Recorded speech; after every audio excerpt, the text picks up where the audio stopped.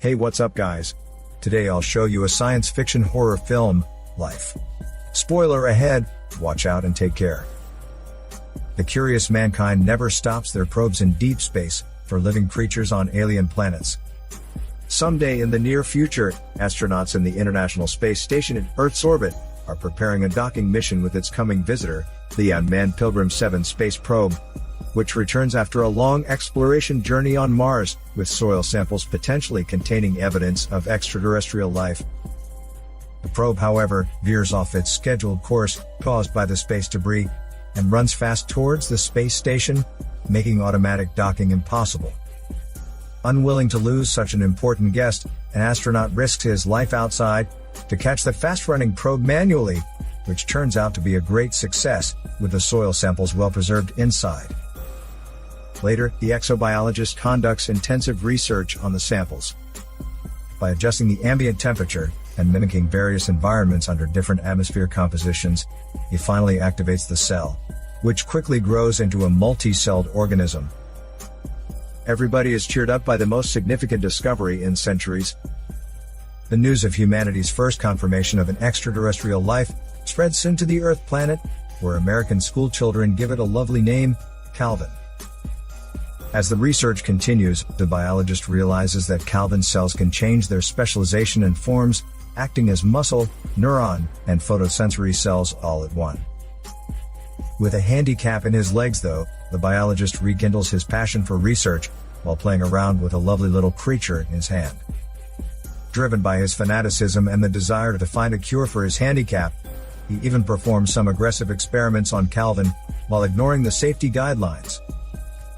Someday, however, due to his improper operations, an unexpected oxygen leak happens to the lab, which as a result, causes Calvin to stop its growth and return to dormancy. Frustrated by the accident, he tries to reactivate Calvin with electric shock, but only to find the back-to-life Calvin breaks off the electric rod suddenly, and tangles his hand tightly, making him unable to pull his hand out of the incubation chamber.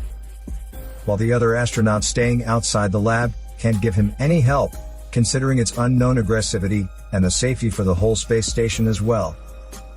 Moments later, due to the great pain, the biologist is knocked unconscious, with his hand wholly crushed.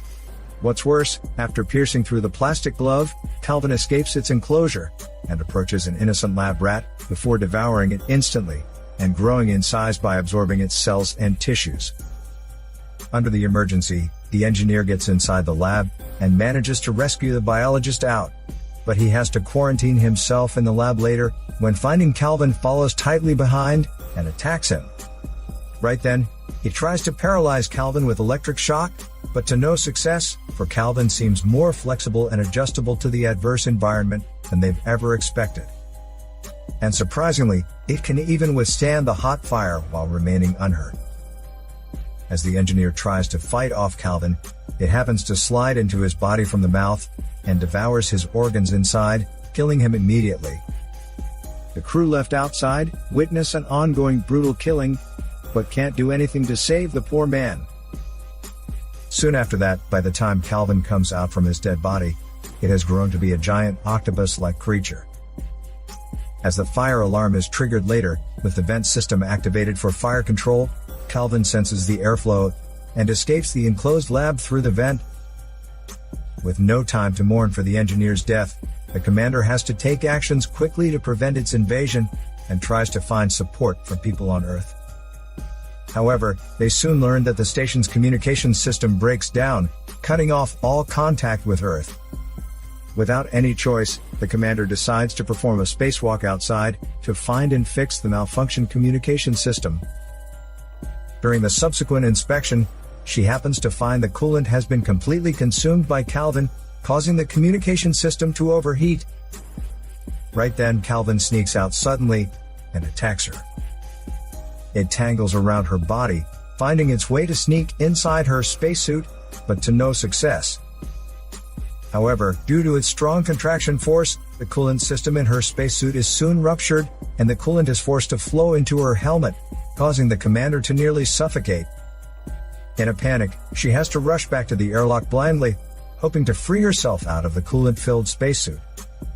While reaching the airlock with Calvin still attached, she chooses to stay outside and drifts away from the station, attempting to kill Calvin in the vacuum space, but drowning herself in her spacesuit.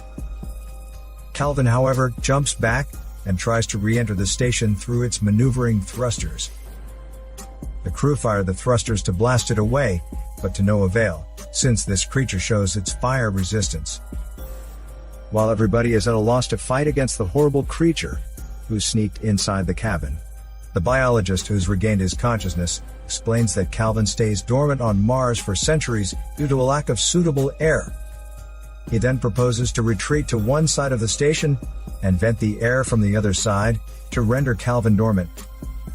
While the crew are busying with preparation, the biologist is distracted by something weird, and then begins to confess his guilt to others before dying suddenly. The rest try to give him emergent care, but are shocked to find the attached Calvin, who is feeding on his handicapped leg and grows bigger and stronger. Sensing its increasing hostility and aggressivity, the remaining three have to run for their lives in a great panic. Fortunately, David and a girl make their way to a cabin and seal the door against Calvin's coming, while the other man takes shelter in a dormancy chamber, allowing him to stay safe inside temporarily. Meanwhile, frustrated by such a strong enemy though, the two happen to find Calvin is wandering visible to them, for it's supposed to swallow a tracker embedded inside the biologist's handicapped leg. Thanks to that, they turn to use the dead body as bait to lure Calvin away, and trap it in the other side successfully.